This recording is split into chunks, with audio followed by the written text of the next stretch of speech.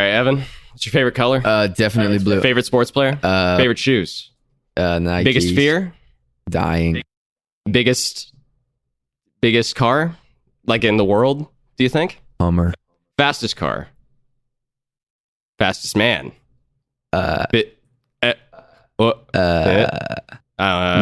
Next question. Lovely to have you. Thank you, bro.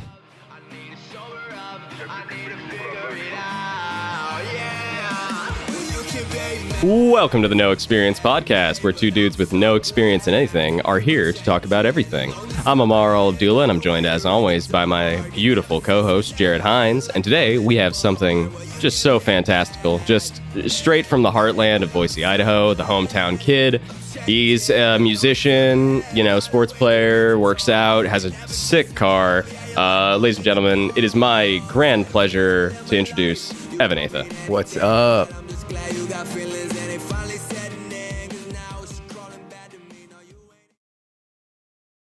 How's it going, guys? I'm fantastic, man. How are you? How the heck are you doing? Dude, I'm chilling.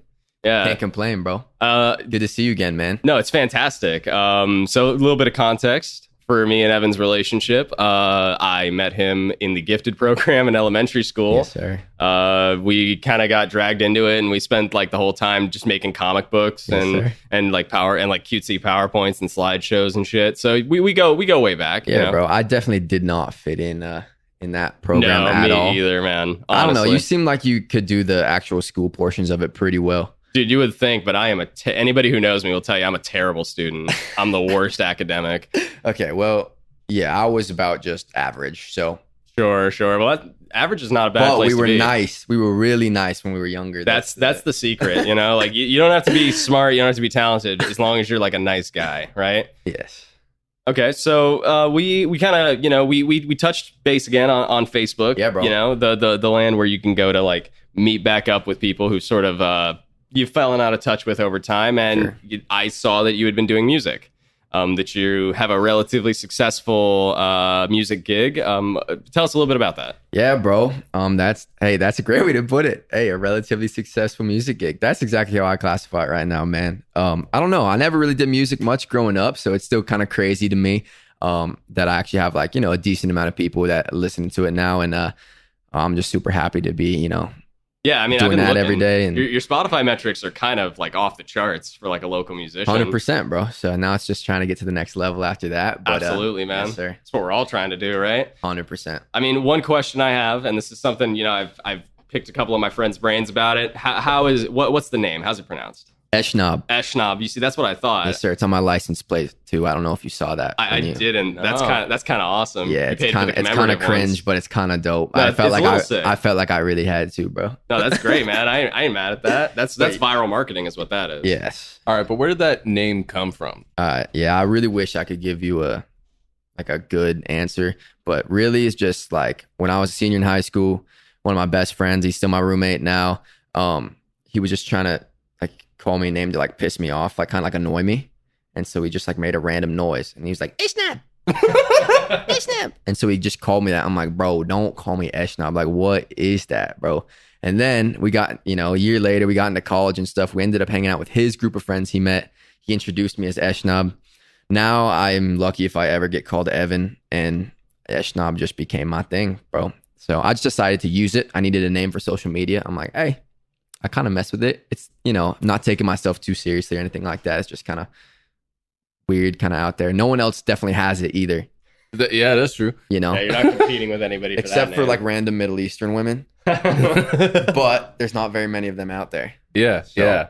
It's honestly kind of dope. You just took this thing that some kid was berating you with, and you turned it into a career. Yeah, that's kind of dope. Yes, I was sir. trying to look up the origins of this word because I thought there was something, right? There is, low key. It's in the Bible, but the only thing that I could find was Old Testament, and it meant window lattice. Yeah, that was all I could find. So that's kind of like a metaphorical thing, you look. You're a window lattice? Hey, maybe not a lattice. I'm actually not exactly sure what a lattice is on a window. So, Ammar, I'll let you explain that one. Yeah, well, a lattice it's like a hatch pattern, like a sideways checkerboard almost. Oh, that thing. Yeah. Wow.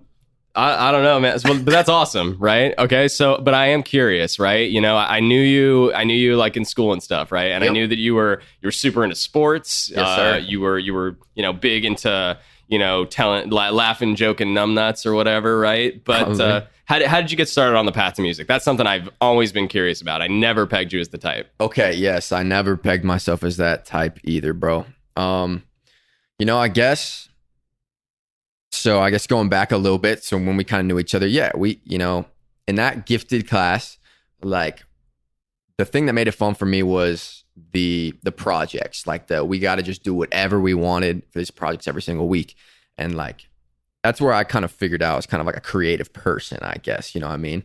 And so that was like dope. And you were the only other person that was like that in the class. So like, we really like clicked in that thing, you know what I mean? The rest of them were like crunching numbers and stuff. And yeah, which no hate on that, right? It's a very useful skill. Yes, and they are, I'm sure, doing wonderful. Yeah, going on to have fantastic careers. Yes. But not something that we were into. Right, I wasn't into that at all. No, not really. From there, when I met you, that's when I kind of knew I was like into a creative thing. And I kind of like, after that whole program and stuff, like didn't do much out of it. Like I do little projects and be creative with projects and things like that. And I knew that's what I like to do. But I just thought like, you can't do creative stuff like that and like, no, you never think you can have do anything out of it. Yeah. And not even a career, just like I didn't have like a medium, I wasn't like a painter or like I drew in those comics that we did, but I'd never consider myself an artist in that thing. Sure. You know what I mean? So it was like a weird thing. So I past high school and on all that stuff, man, is just like, I was really looking for a medium. Sure, man. That's the hardest thing to settle on. So I just started making YouTube videos and, like stupid challenge videos and stuff. And those didn't really, I liked doing them, but they weren't really what I like. I wouldn't wake up every day excited to do that. You feel me? So I just kept trying a bunch of stuff and I ended up doing a song, being well received. And yeah, I just kept doing it, man. Yeah, going off of that, that's how you started on YouTube, right? In fact, your first video was a little prank video where you put up a poster of your face in Edwards 9 downtown. Yes, sir. Yes, sir. A little narcissistic, but I liked it. We made a giant poster with my face on it, I thought it was pretty funny at the time. That was a few years ago, right out of high school. The thing about it is his was not the only face on that poster. He had a few different faces, including PewDiePie and Kim Jong-un. Yeah, Kim Jong-un was a staple of that poster. And that is probably why it got torn down, I would assume, once somebody realized that. But it's all good. Now, why don't we talk about where you really started in YouTube for a second? Sure. Because it wasn't there. It was a while before no that, way. Right? It was when you started making music videos for already existing songs, huh? My man did his research. Yo. One Direction, right? Yo, I think that was the first one. Wow, that is a traumatizing thing you just brought up. That is so funny, bro. Deep pull. That is really funny.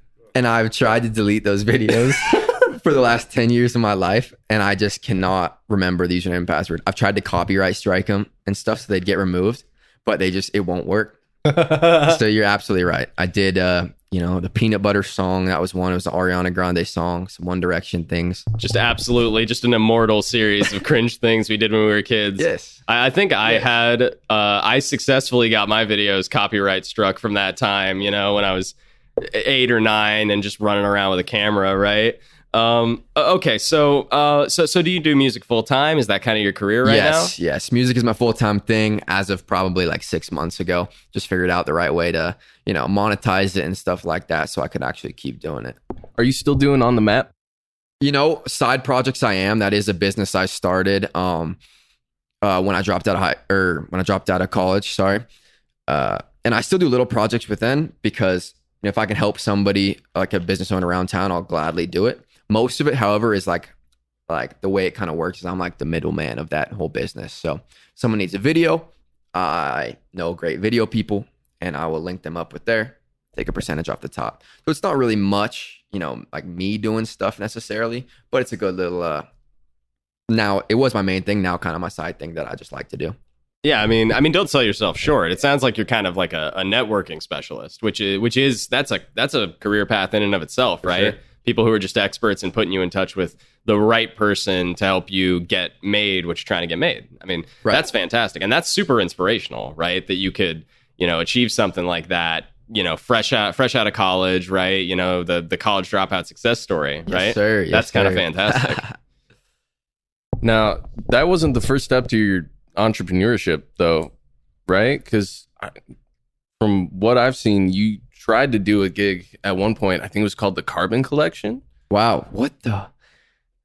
You want to tell us about that? That's actually pretty funny. So yeah, my man did a deep pull. Yeah, that was really impressive. I gave him your name to do some research for the episode. He did a lot more than me. I figured we'd shoot the shit about life and what's happened since elementary school. My man here, he's come with the deep pull. I'm trying to know this. Yeah, he's got the deep questions. That's literally something I haven't thought about in 4 or 5 years probably, bro. So that's funny. But yes, I've always been very entrepreneurial. I had a drop shipping store, which was the Carbon Collective. We sold carbon, I can't remember the term right now. Carbon fiber stuff. And we actually did pretty well, for like freshmen or sophomores in high school, got a good amount of sales. However, the advertising literally cost just as much as we got in sales. So even though we made a few grand from it, my first kind of adult entrepreneurial type thing, we didn't make any money off of it, but we broke even, which was a good thing. And that's when I kind of knew stuff like that is what I like to do, just not that project specifically. Yeah. Are there any other projects that you thought you were going to go places that didn't just quite make it? I know you had another thing you were doing for a business called Moxie Life. Yes, that's absolutely right. So that's actually a normal job I had when I was, the only normal kind of real job I've ever had was a social media manager, more consultant side with Moxie Life. They're actually a great brand and I do like them a lot because they're all about making your body function right in terms of athletics and things like that. So yeah, they're sick. I like them a lot. But yeah, that was when I was in freshman year probably. So, but yeah, great, man. I haven't thought about that in a long time. So that's funny. Yeah, I was honestly surprised when we were driving in the car on the way back here. Jared was telling me he had done all this research about previous ventures that you've done and stuff you've been up to, sort of entrepreneurial enterprises and stuff like that. And I was like, well, shit, man, I'm woefully underprepared. I didn't bring anything like that. I brought the standard shit. Good. Which speaking of standard shit, I am curious. Your newest song, your new single. Want to talk a little bit about that? Yes, sir. Yeah, I'm changing, man. It's definitely my most successful release so far, so I'm super happy with that. I definitely put the most time into it as far as hours go and things like that. And I think my production level just kind of leveled up with that again. So I'm super happy. At this point, I've listened to it thousands of times, so I'm not gonna lie. Personally, I'm a little sick of the song. Sure, no, I bet. But a lot of my friends and stuff and the other people that have, messaged me on social medias and stuff seem to really like it. And so, I can't complain, man. Super fun to work that's on. great, man. That's like the ideal thing you want, right? You hit that one huge single, right? That kind of breakout hit, right? In the local scene, you're a big name right now. Yep. I'm curious. I mean, I've listened to the song. I listened to it a couple of times because it's a great song. It's fantastic. Bro. It's kind of got a, sort of got a little bit of rock and roll, some heavy kind of guitar and drums, but it's also, definitely a hip hop song at its core, which I can tell is sort of what you're passionate about. Yes, and that's awesome. I love hip hop.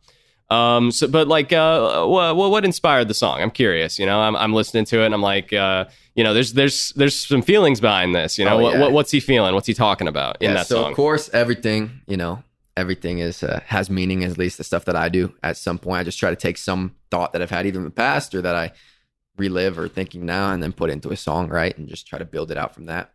So yeah, the main chorus is you can be mad and hate me, but I'm so glad that I'm changing.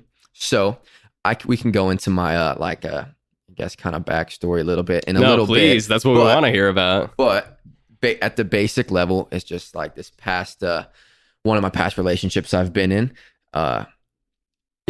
I've changed a lot from where I was in high school and a lot of stuff that happened to me back then. And so some people aren't necessarily the happiest. They see me as that way. They see me when I was at a certain level that I was not, happy with myself and happy with just the way life was in general. Sure. And they see me like now and stuff and just trying to, pursue what I'm trying to pursue and stuff like that. And a lot of them, or, certain individuals that I was good friends with or whatever, like seemingly to me seem like they're kind of mad and they can't not see me as that person. Yeah, like they don't fit into this new improved version of who you've become since then. I'd like to think so. Yeah, I mean, I get that, right? I know people from high school that I don't even associate with anymore, right? Because they were constantly kind of bringing me down, making me feel worse, instead of lifting me up and making me feel better, right?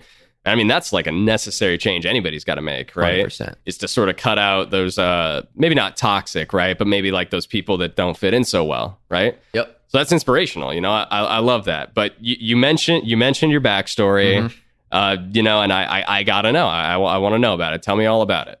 Okay, so the main thing that kind of shapes, I guess, why I'm doing music and just kind of, or tried to be more entrepreneurial and like kind of different. I guess try to do something different in life in general.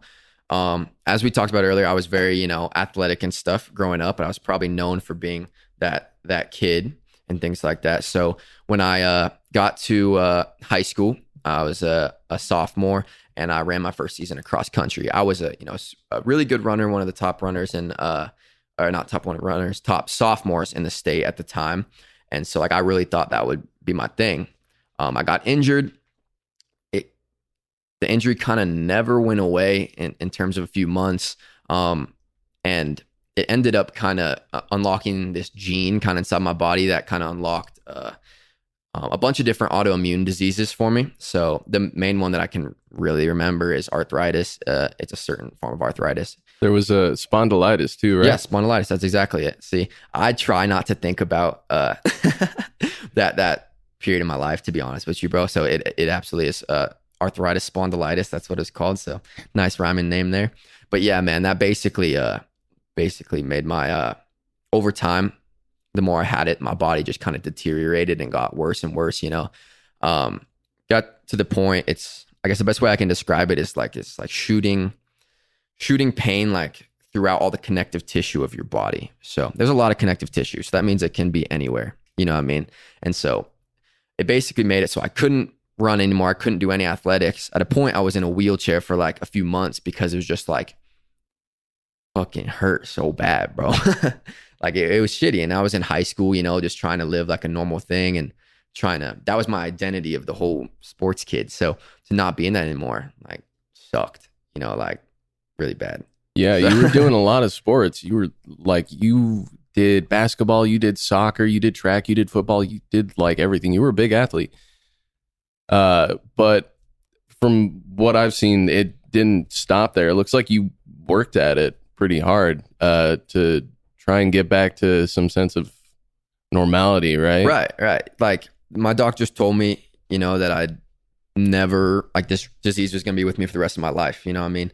Like, and like that was so depressing. Like what am I supposed to do? Like, how are you even supposed to like treat, like, they have treatments or whatever, but what good is that if they say it's going to be just like with you forever? So I had these giant shots I'd take every week, and they basically side effects a bunch of cancer and stuff like that. So I just felt fucking terrible having to do all this stuff that the doctors were telling me to do, and it just didn't work. In fact, I was regressing at a very alarming rate. You know what I mean? So eventually, fresh out of a relationship, I was like, as a lot of people think is when they come out of relationships, they're like, this kind of like feels like rock bottom for sure. Out of a relationship, my body is kind of going to shit. I don't really got anything to like going for me. And, and it's like, I don't know what I even want to do on this planet. So yeah, man, I just was like, I'm going to try to ignore all the doctor's advice, ignore all the things they say. Just work out as hard as I possibly can. And luckily for me, my diseases went into remission about a year later after I started doing that. But that was very lucky. But I was kind of working at it like a psychopathic mode for sure. But it worked for me. No, so, man, for sure, right? And that, I mean, that's like a rare case, right? That's something crazy that came on you out of nowhere, right? So I'm curious. I mean, you're such a smiley guy. Yes, You're very positive. You seem very driven. What's your secret? What's the thing that keeps you? What gets you out of bed in the morning? What keeps you running on all cylinders at all times like that? Yes, sir. Well, I'm not running at all times. I would say I try to, but like when you don't have a path for something exactly, like even the music thing, you just do your best. And so it's not like I'm like out here like just grinding, 10, 12 hours a day like some people do with their jobs. Like I'll be honest, I'm not doing that. But I'm trying to put my efforts in the right place at the right time. So that's fantastic. So a healthy bit of intuition, yeah? Yeah. You just kind of you just got to know, when the getting's good, and you got to take your shot when you see it, right? 100%. Bro. That's outstanding, right? And, it's inspirational in a lot of ways because, I've known a lot of people who've gone through kind of similar experiences, something sort of unexpected and awful happened to them, right? And they just let it just destroy their life, right? But you didn't do that. And I did for 3-4 years. I really did let it destroy my life. I was a kid, I didn't know. I thought that like when this was placed on me, like it was placed on me and there's nothing I could do. I was very religious at the time. And so I put a lot in it, and just like a lot of people told me it would, God's will or whatever, God's plan to help me through that. And I fucking hated that, I mean? It's no one wants to hear that, right? That's like the worst thing you could possibly say. So I will say it's not like I'm built different. Like, I mean, you are, you're jacked. Not that but... Hey, thank you, bro. Are you still Catholic? I'm not. My whole family is, and I will, of course, attend mass with them a few times a year whenever they ask me to. But out of that whole situation, it kind of the church kind of rubbed me the wrong way a little bit. Just how other people dealt with my situation, because I felt like it could have been avoided sooner if I didn't just like, this sounds terrible.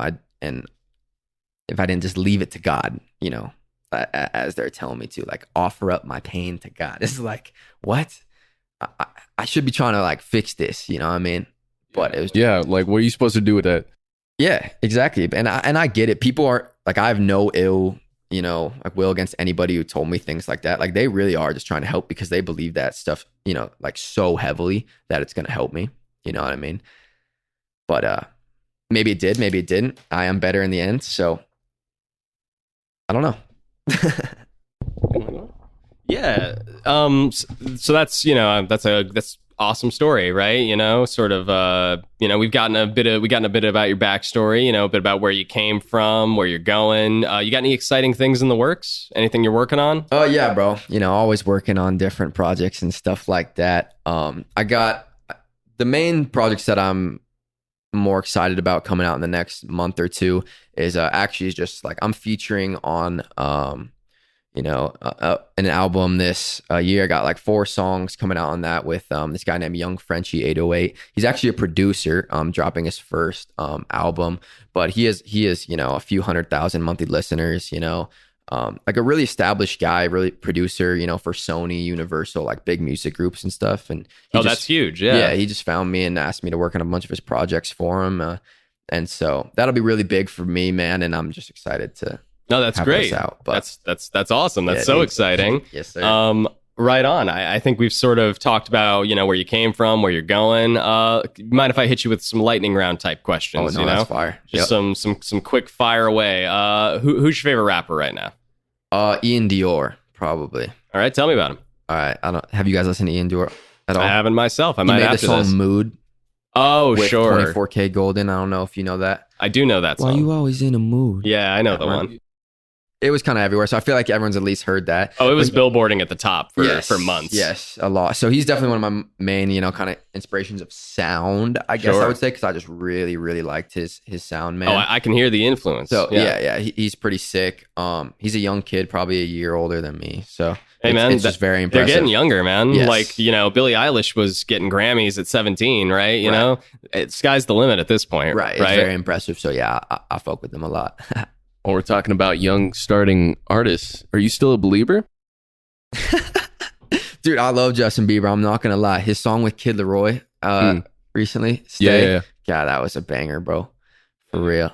But yeah, I've never been afraid to like pop music and stuff like that. Like I really fucked with that since I was a kid, and still, even though I listen to a lot of rap too. Yeah, I like all the pop stuff, especially Justin Bieber, man. Can't go wrong. Now, are you still a Boise State fan? Broncos? I'll be honest, I'm not really, but of course I still watch other games, so I mean, kind of. All right. Do you still have your collection? Oh yeah, bro. It's just in boxes, 100%. So the bobblehead collection, man, that's fire. Yes, I used to collect every single one that they had just because I thought it was sick. But I will say my obsession has kind of turned over to the Seattle Seahawks a little bit when I was about 10, 11, right about this time here. I kind of switched it over to the NFL, and that's kind of where my main focus is at. But of course, I got the collection, bro. From what I understand, you're a pretty big Pokemon fan, yeah? Oh my God, I love Pokemon so much, bro. And it just fucking hurt. Like, it doesn't hurt me, but it's annoying as fuck that like it's so socially acceptable now. Like growing up, like it used to be special. That's what I mean. Like I really fucked with it, and like even though I was a pretty popular kid probably growing up and stuff like that, you know, I still get little teases and stuff here, you know, that like Pokemon and stuff like that. And now it's like I see those same kids or whatever like wearing Pokemon like t-shirts and stuff like that. It's just like, hey, I'm glad it came full circle, man, because yeah, man, I love Pokemon. What's your favorite game? Oh gosh, that's a lot to choose from. Probably Heart Gold or Soul Silver or Diamond and Pearl. All good choices. I'm very excited for the remakes coming up. I know a lot of people aren't, but I am. So Diamond and Pearl, actually, that's my final answer. Nice. They're both bangers, though, bro. You were a pretty big fan. In fact, so much so that you made this. Do you want to explain this to our audience? Dude, okay, this is actually interesting. Okay, so this is a Prezi. It was like the old PowerPoint thing. I'm sure I made this when I was in the same class as you, Ammar. Like, I guarantee you this is exactly what that's for. Oh, no, I know. Because when Jared pulled it out, I was like, oh, shit, I recognize that. Yeah. That's, wow, that takes me back. That's a deep pull, man. So, yeah, for that gifted class, I was in it for 6 years from, first grade to sixth grade. And basically, we do a project every single week, you know? And so every single week for 6 years, my project was literally on Pokemon. That's awesome. I love that, man. I love a man consistent in his passions. Yeah, bro, 100%. And then times it wasn't. We were making some heat together, you know what I mean, with the comic books old school and stuff. So. Takes me back. I think I still got a few of those comic books somewhere in storage. That's dope, bro. But that's a deep pull. All right. Yeah, so, I was trying to look for one of those comics to bring it today. I couldn't find one. I know I have it somewhere. No, yeah. So one day likewise. I'll message you, bro. Yeah, man. If you ever find it, man, bring it. I'm sure the podcast listeners would be, happy to hear it. Yeah, man, that's fantastic. I'm trying to think if there's any more kind of big questions we want to ask. Sure. I don't think we got much else unless you would like to do a little self-plug real quick or talk about anything that's important to you. I don't really got much to plug, man. My name's Eshnab, so if you're interested in my music or anything like that, it'd be dope if you just type that in. You can look me up. But other than that, thank you, boys, for having me. I appreciate it. It was good to do a podcast. Never done one before, and with an old friend, man, and it's super nice meeting you. So it's nice meeting you too. I appreciate it, bro. Yeah, it's Eshnab. He's on Spotify, YouTube, basically anywhere you listen to music. Go check out I'm Changing. Yes, sir. Well, outstanding, Evan. So as always, we want to thank everybody for listening to the No Experience podcast. It's always a pleasure to have you guys. It's always a pleasure to have great guests. Evan, we ought to get you back in here, Yes, sir. At some point. Yeah, man, we're on Facebook at the No Experience Podcast. You can follow us on Twitter at the Dongan Man. We're on TikTok at Brick Road. Follow us in all those places just so we can keep you up to date on everything that's going on with the podcast. Anything else we got to say before we wrap this up, Jared? Nope. All right. Thanks so much for listening, everybody. It's Eshnab.